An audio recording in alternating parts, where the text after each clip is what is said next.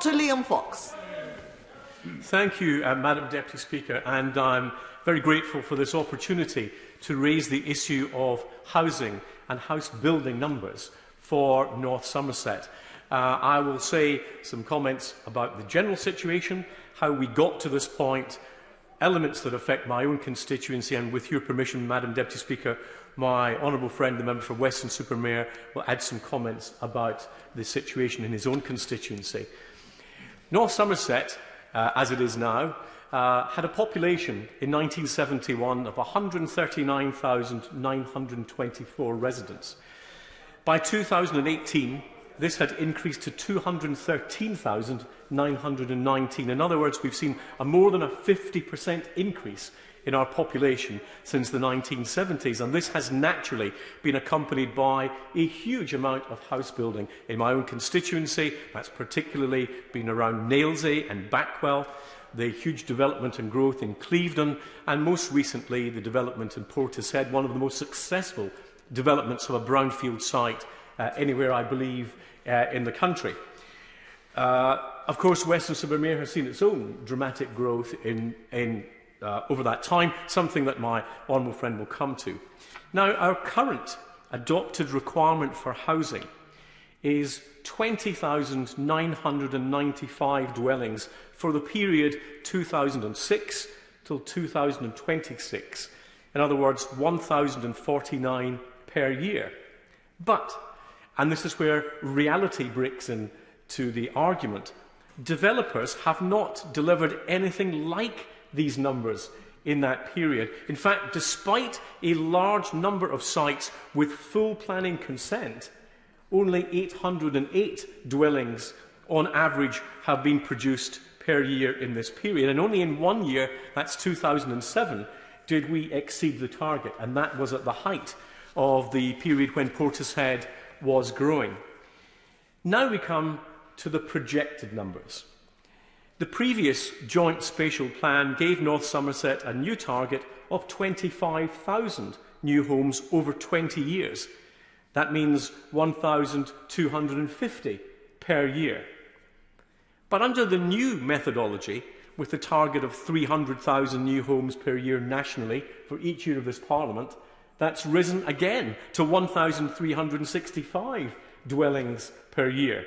Now, this was already beyond the realms of what we believe to be possible, but to take us well into Alice in Wonderland territory, the government's new algorithm, the plan to get us to 370,000 homes nationally per year, takes us to 1,708 dwellings per year for North Somerset. That is 25,620 over a 15-year period, more than twice as many than the average that the market has actually delivered in this period. So now we get into these fantasy numbers that come from the socialist planning edict rather than what the market has actually delivered for us over this period. And the question is, where will these houses actually go? Now, Madam Speaker, I'm very aware of the strictures about not using props, but I might explain to the Minister the little gift I intend to give him at the end of this, which will show him a map of North Somerset, a map of North Somerset plus Greenbelt. By the time we add on floodplain, areas of outstanding natural beauty, areas of aerodrome safeguarded zones, and the areas of conservation areas, he might like to show me on the map where the 26,000 homes are actually going to go. I would encourage him to improve his colouring in skills, but there's nothing to colour in on a map where we already have everything completely used up. Perhaps we'll see the Shard built on Yatton High Street. Perhaps Churchill will have its new skyscrapers. It simply is not credible that we try to apply these housing numbers to where we are in North Somerset. We are not NIMBYs, as I've said. We've seen a 50% increase in the number of our residents and therefore housing over the period. But we do need to safeguard the quality of life for those who already live there. The infrastructure in our area is creaking in terms of the number of schools that we have, in terms of GP services that we have. Our policing is overstretched and our roads leave a great deal to be desired. In Rington, one of the villages sitting in the Green Belt, where there has been some development, we've already seen problems with flooding and and drainage, which were entirely predicted. I raised that issue with the District Council at the time. Road traffic access is a nightmare, and in a village where the infrastructure has already been degraded. In Portishead, our schools are already full. In Yatton, which is used as the emergency route when there's a closure to the M5, which is a joke because at the best of times it's effectively a single-lane road through a small village. In Clevedon, our last bit of green belt in Clevedon East is being attempted to be used to build an overflow school. And Long Ashton, Dundry in particular, have the nightmare prospect of a huge housing estate being planned that will effectively take urban sprawl from Bristol down into North Somerset. The whole point of Greenbelt was to stop urban sprawl. The whole point of the Greenbelt there is to stop Bristol moving south into North Somerset. And the idea that there would be, for some of these lovely villages, a huge housing estate that would be an eyesore, as well as a burden, I believe, on the local authority, is something that we would utterly reject. Now, the government have said that they want to increase the infrastructure budget, particularly in the north of England, something that I am absolutely fully committed to. It makes perfect sense to spread opportunity to all parts of the country. But if that's where the infrastructure spending is going to go, why are we increasing the housing supply in the south of England, where we're not getting the investment in the infrastructure? It applies not only to our constituencies in North Somerset, but to many of the constituencies of my right honourable friends who were taking the opportunity, I have to say, in the voting lobbies tonight to say, speak for us. When you're making the adjournment debate tonight. So we need to have house building commensurate with investment in the infrastructure. We can't have the mismatch that we seem to be developing at the present time. So what do we want to see in North Somerset? Well, Madam Deputy Speaker, we need to develop brownfield sites, particularly in Bristol. And the idea that there are cost issues should not be allowed to get in the way of building on the most appropriate sites where they are closest to the city environment with all the infrastructure that already exists there. We need to look particularly, I think, in the post-COVID environment to change of use from offices and shops to more dwellings, bringing people back into our town centres and improving the life of our communities there. We want to get rid of North Somerset's obligation to make up for unmet need in Bristol. Why should the residents of North Somerset have to pay the price in terms of pressure on their infrastructure for the failure of the authorities in Bristol to actually meet their own housing needs, especially given the fact that there are brownfield sites yet to be built upon? We need to have, and this is a more generic issue than just what we face in North Somerset, we need to have a methodology that is realistic.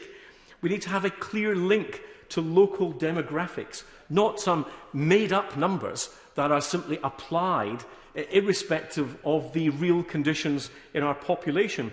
We have to have a fact-based assessment of need in our constituencies.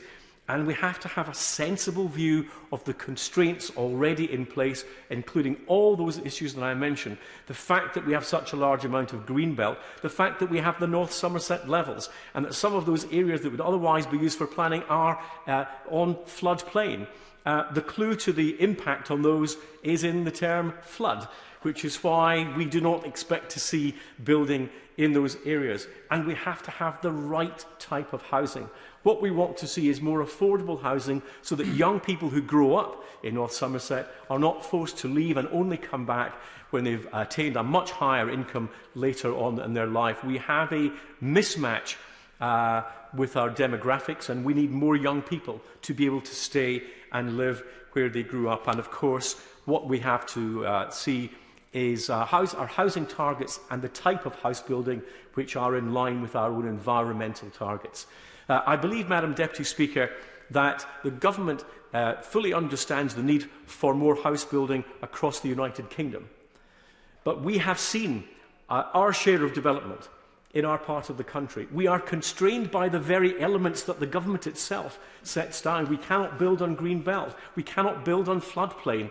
It's an accident of nature that we have the North Somerset levels.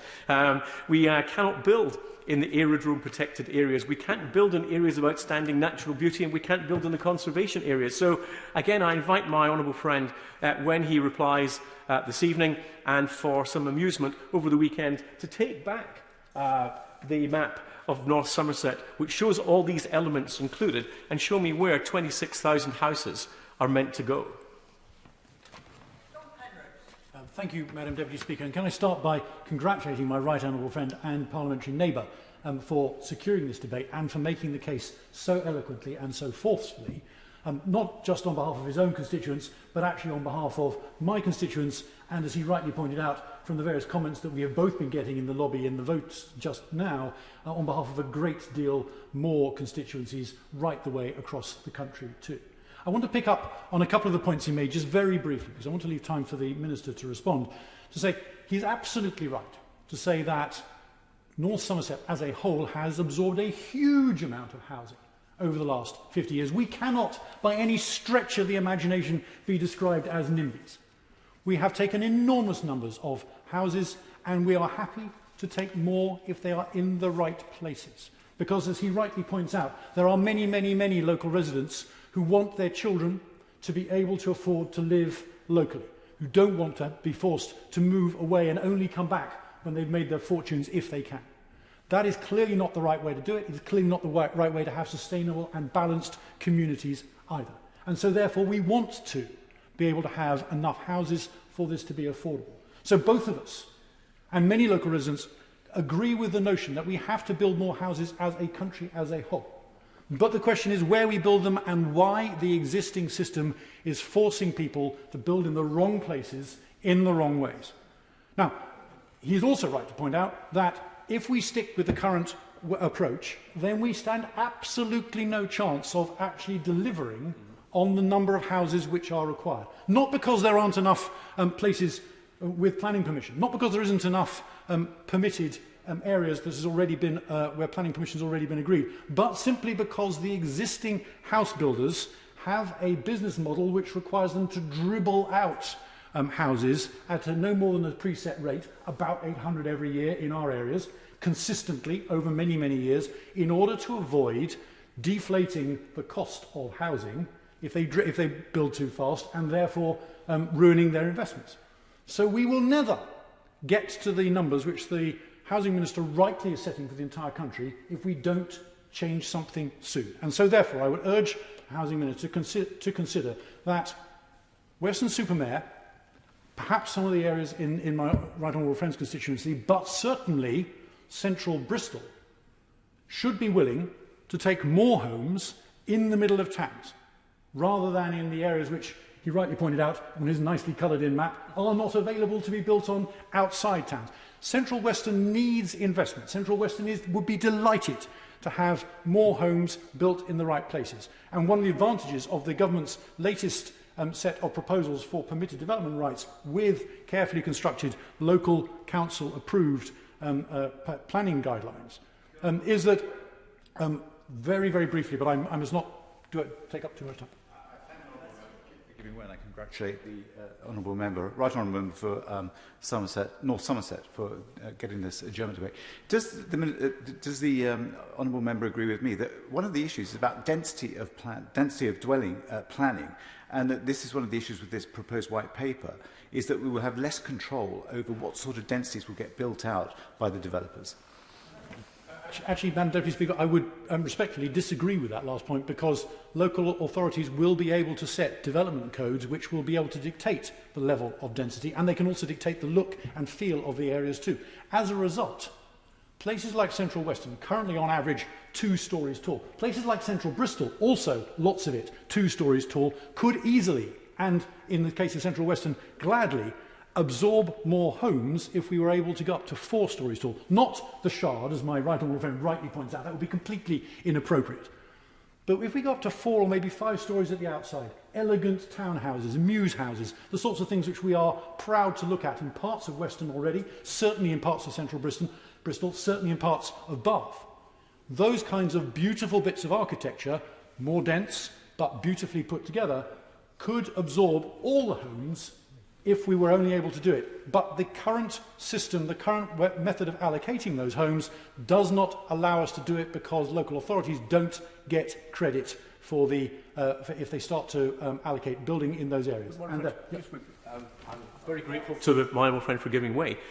Will he accept that his argument is further strengthened by the fact that the housing density in many of our cities in the United Kingdom is well below the sort of level of housing density that is taken for granted in most cities in Europe?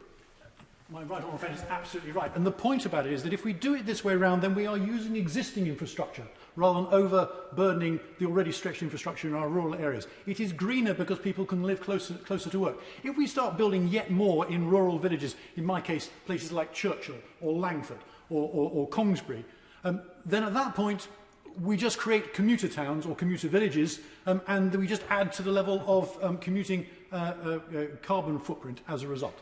If people can live near where they work, which is much more COVID-friendly as well, then we stand a chance of creating greener, more sustainable communities and ones where investment is desired. But it does require the government to change the process, change the way it gives credit for the sites that are thus created, in order to make sure that the big box builders whose whole business plan is based around building on greenfield sites don't get the only view of the situation, and town centre development, city centre development becomes a route for councils to satisfy the housing numbers that they are required to build. Minister. Thank you, Madam Deputy Speaker. And I'd first of all like to begin by congratulating my right honourable friend for securing this debate, and to congratulate him also for his, as ever, eloquent contribution. I'm always keen to hear his views. I'm also very keen and very happy to look at his maps. I'm very happy to discuss what the colouring of those maps may be with him. I'm grateful for the insights which he has given to us, because I know the issue of housing, including housing numbers, is of great importance to many members across the House, including to my honourable friend, the member for Weston-super-Mare, who also spoke, I thought, with great prescience and great insight. And I'm very happy to discuss his ideas with him at some future point. Because I think, Madam Deputy Speaker, we would all agree that we need to find the right balance which achieves our aims, our manifesto commitment of building 300,000 new homes a year by the mid-2020s, which is also ambitious in its vision for the future of our planning system and house building, and which is also fair. And that's why we recently set out our long-term vision in our planning white paper, Planning for the Future, the consultation for which closed last week. Because we believe these proposals will create a reformed system, one that not only delivers the houses that we need, but puts communities at the heart of a process that encourages more community engagement from the very beginning, so that people play a fuller part in the proactive placemaking of their environment. Right now, something like 2% of local populations take an active role in individual planning applications. That number, that percentage, can fall as low as 1% when it comes to the development of local plans.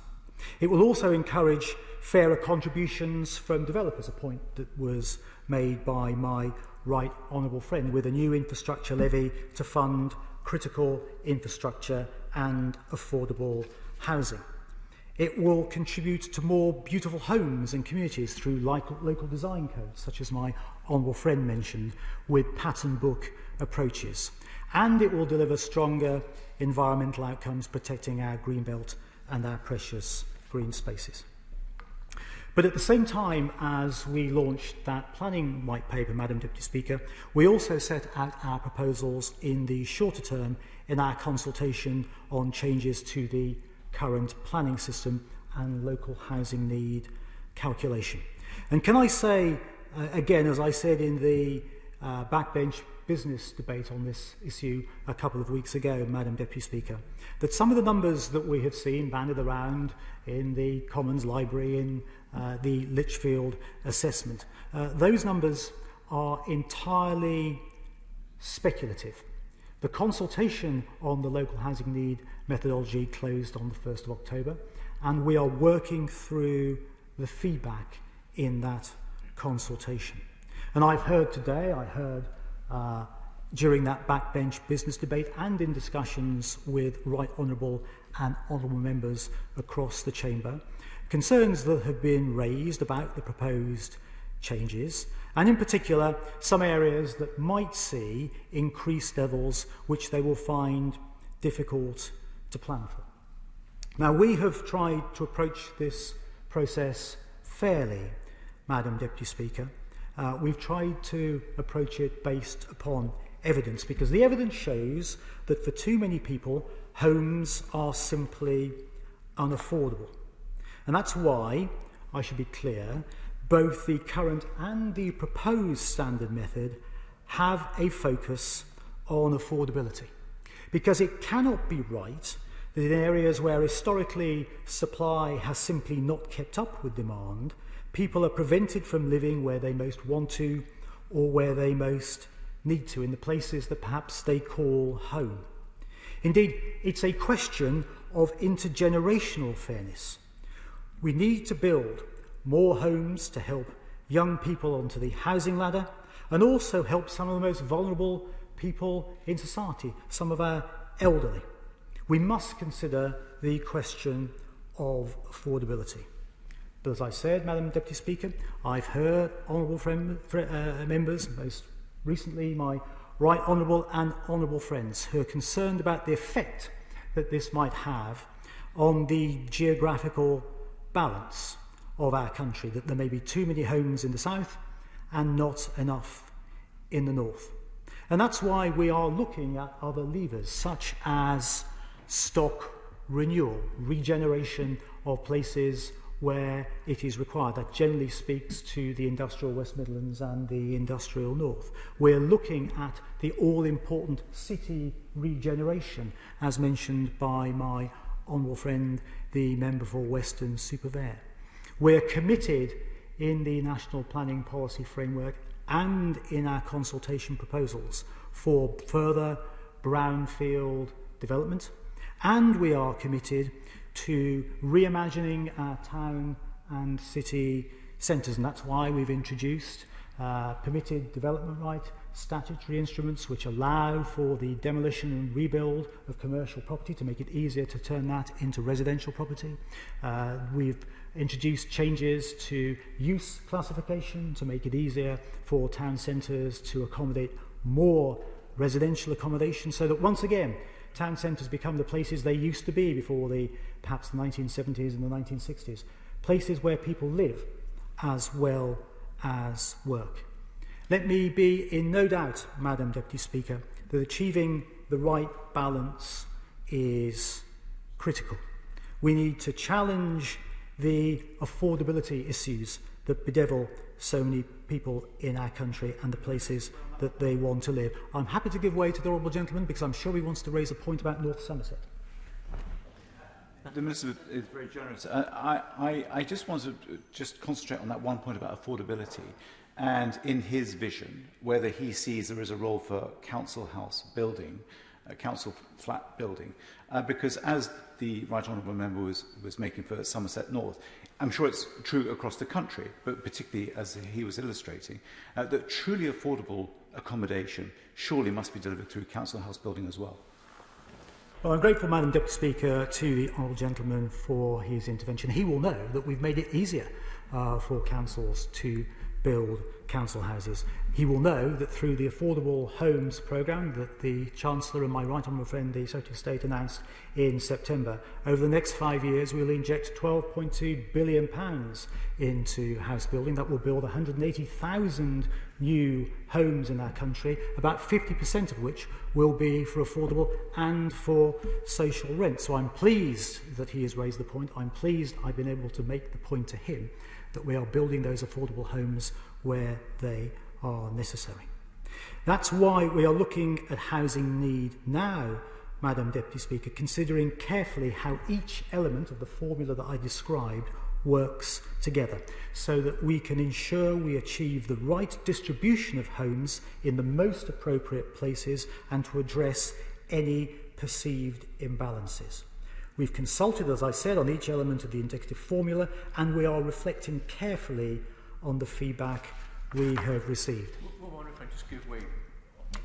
To my right honourable. I'm very grateful to my honourable friend. If I may take him back to what the market has actually delivered over time, does he accept that if councils are given targets for housing that are utterly unrealistic in relation to the numbers that have been built over time, then the government itself is likely to miss its own house building target, because in these areas houses will not be built to the extent that the government would like to see, and that the process can be self-defeating if that correct balance is not achieved. Well, my right honourable friend makes a good point, and that is why I've said that we are looking very closely at the consultation feedback that we have received as part of the consultation on the white paper planning for the future. We've asked providers of feedback to consider how we can improve the duty to cooperate between local authorities so that we get the right sorts of homes spread over the regions of our country, because we recognise that political geography does not always easily map onto economic geography or onto physical geography. So I recognise what my right honourable friend has said. If I can make a couple of further points before the fickle finger of time points us toward the door of the chamber, Madam Deputy Speaker. My right honourable friend raised the question of infrastructure. Now, we recognise that the present system of infrastructure levy does not work. We've heard that 80% of local authorities think that the Section 106 system of contributions is too slow, and the negotiations between councils and developers cannot be fully relied upon to provide what communities truly need and when they need it. And that's why in the white paper we have proposed a nationally set infrastructure levy to both simplify the system and ensure fairer contributions from developers. Crucially, we want to ensure that that levy provides funds upfront to build the infrastructure that is required, the schools, the roads, the clinics and the playgrounds that local people expect to see if they're also seeing new, good quality, sustainable homes built around them. We're consulting on whether that should be a nationally set levy or whether the trigger should be locally or regionally set to take account of regional economies. My right honourable friend also raised the question of build-out and land banking. He will know that Sir Oliver Letwin produced a report on build-out a couple of years ago. He found that there was no evidence of speculative land banking, but we all recognise that developers do not always build out at the pace that we would like them to do. We believe our proposals will help achieve that speedier build-out, but I look forward to considering the consultations ideas in order that we can better incentivise developers to build out. My right honourable friend also made reference to flooding. He'll know that we are considering very carefully the National Planning Policy Framework, and if we need to make further changes to it to protect areas that are at risk of flooding from unnecessary and appropriate building. In closing, Madam Deputy Speaker, I don't think we should lose sight of the success that the government has achieved over the last 10 years. 500,000 additional new homes since 2010. 240,000 of those were built in England last year alone. We can be proud of that success, and I should like to thank everybody that's contributed to this debate tonight. We need to get this right. Our future, not just of what we build, but where we build, depends upon it. I look forward to reading many of the contributions of my right honourable and honourable friends in the 2 consultations which have just concluded, and I look forward to further debates on this matter in the future.